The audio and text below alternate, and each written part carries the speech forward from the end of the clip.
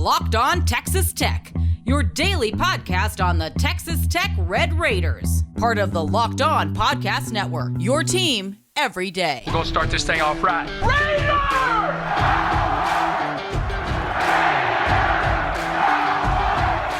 Everything runs through Lubbock.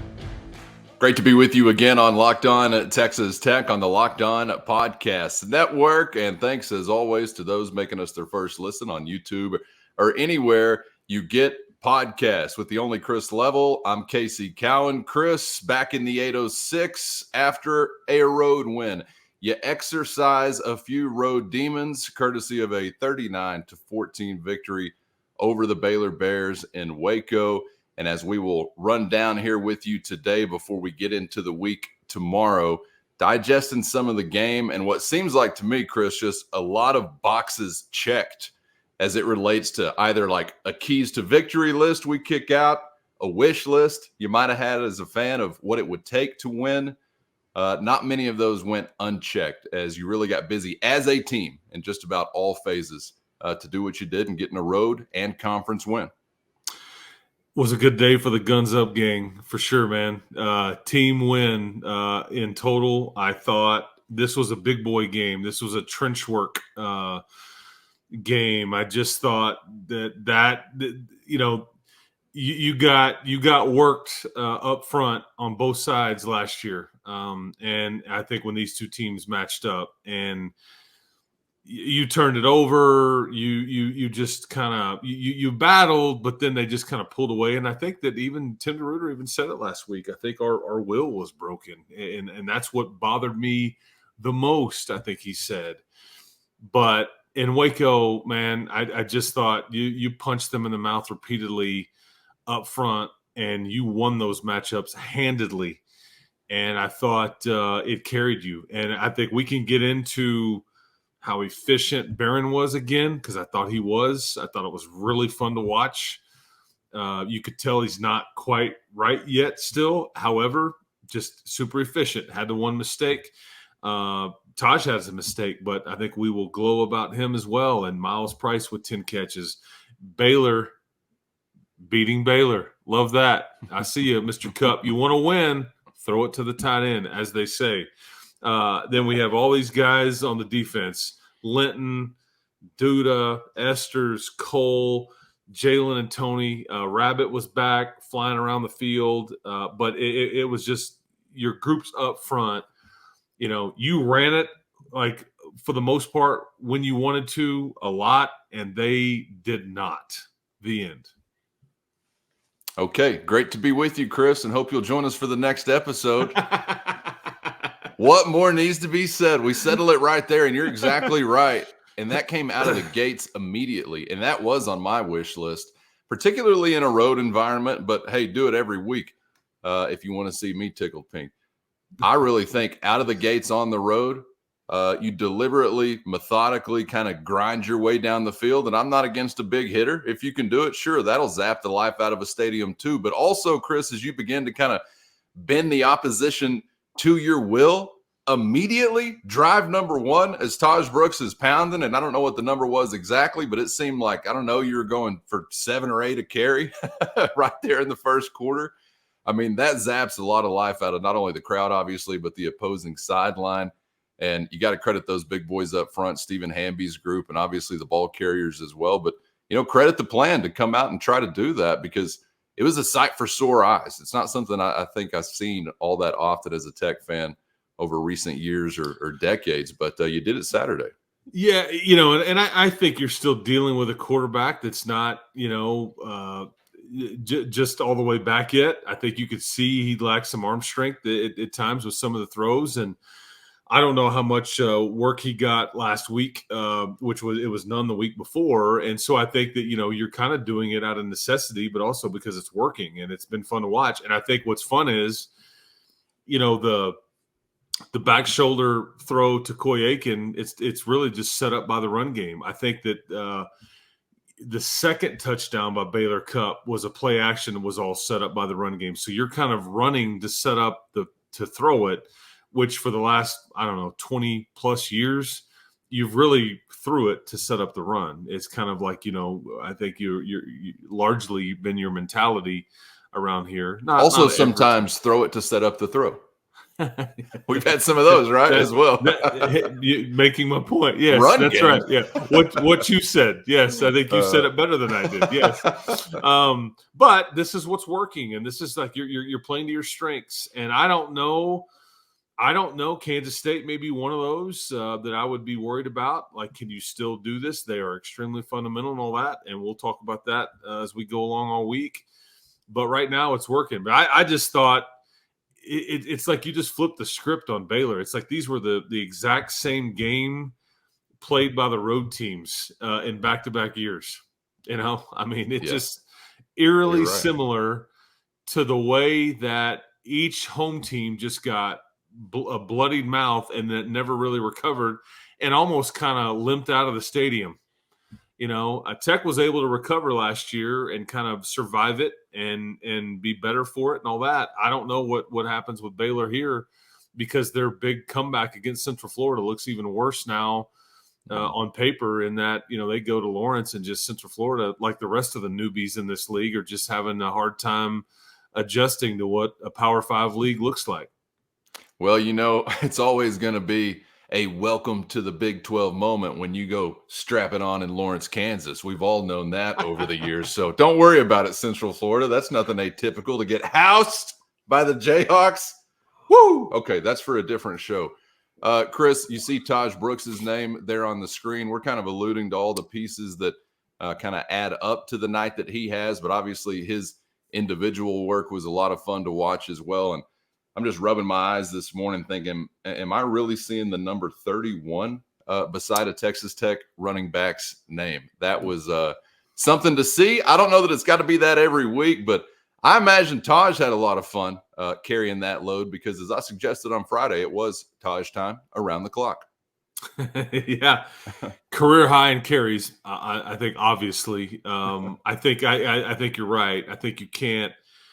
You're playing with fire. You lean on him that much. I think as we go forward here, I just think it takes a toll on him because you don't think about all the other plays that he's involved in and all those things. We've touched on that. But I thought the way that the game was played, you're kind of using him to just get to the end of the game and milk it and just just kind of beat on Baylor a little bit as you're just kind of trying to work the clock some and get out of there. He had the one mistake, which I don't recall ever seeing him fumble it. But aside from that, another just stellar night. And I said something out, on this about on Twitter or X or whatever we're calling it. I just love the way he scores. He hands the ball to the referee. He's not loud and boisterous and rah-rah. And he's not a look-at-me guy. Whenever you talk to him, he just starts figuring out who to defer to.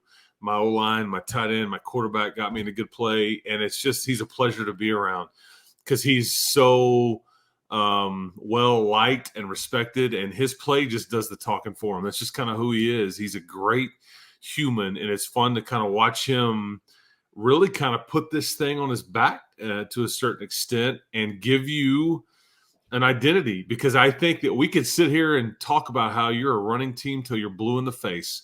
You remove him from the equation, that changes dramatically. You can't do this with Cameron Valdez and Nehemiah Martinez on a full-time basis. No, you cannot. It's just he's different. And whether he's turned himself into kind of this dude, it still looks a little bit different, I think, because it's so outside the box for us around here.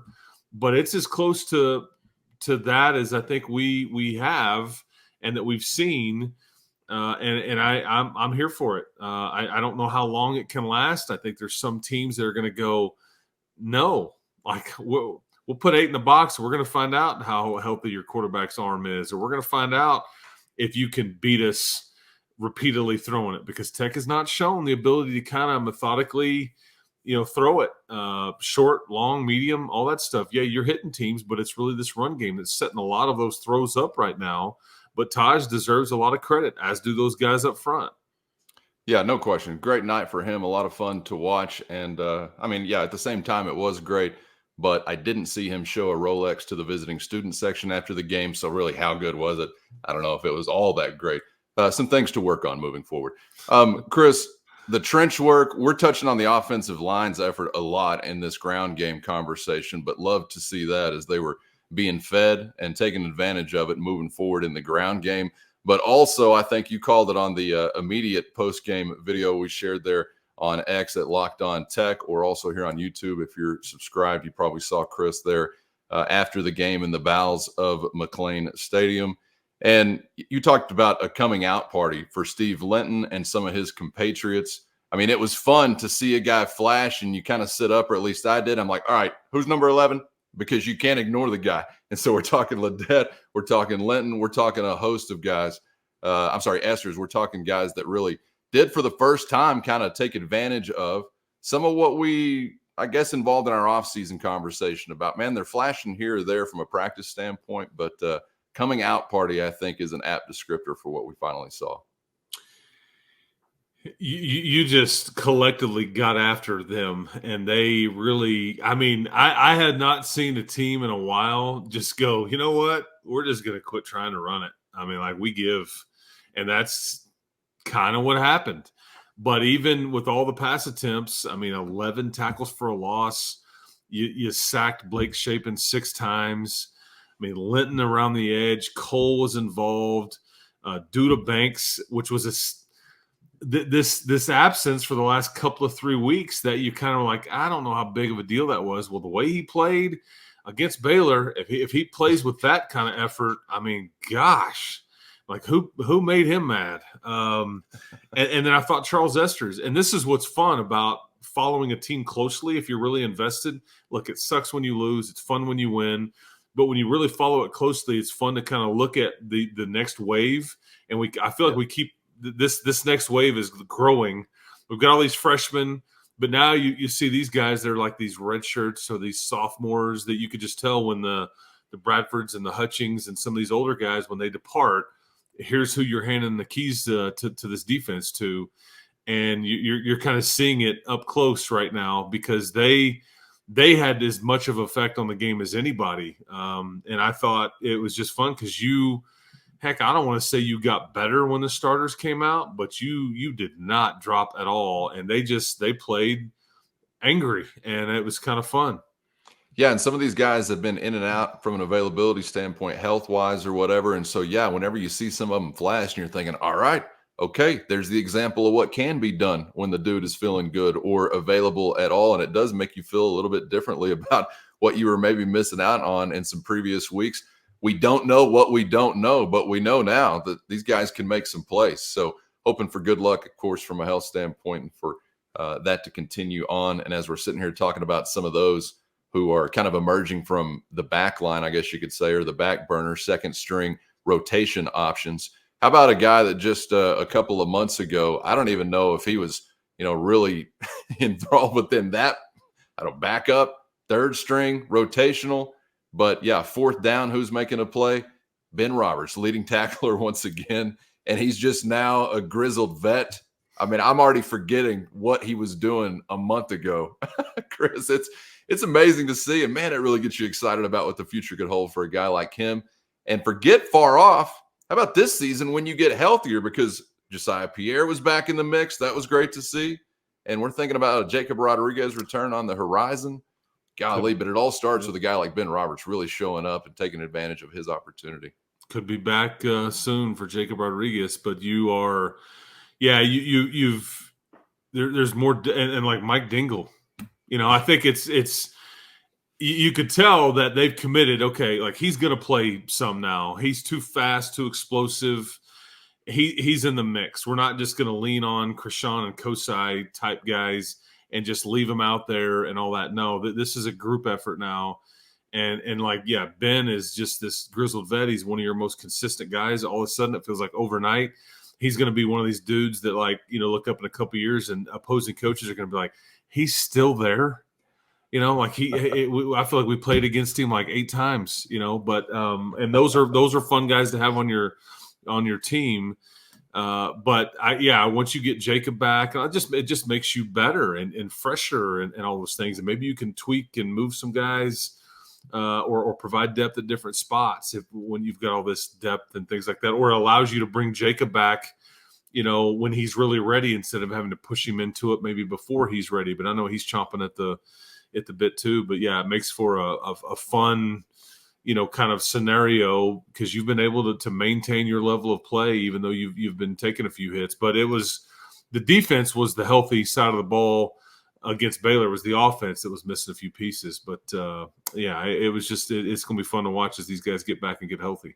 Watching those pieces come together, man, really has you thinking about where you can finish as a team this year, possibly. But heavy lifting is coming your way. And, oh, by the way, coming off a loss, so always great to see a well-coached team motivated by failure the week before. That's just what we need. But Tech opens as a slight favorite. Will probably be like we saw last week with a push throughout the week. Red Raiders and Purple Wildcats, Tech and K-State as they come back to the LBK, and we got you all week long to get you ready for that one. Chris, appreciate the time as always. Glad you made it back to West Texas, my man, and we'll do it again on the other side.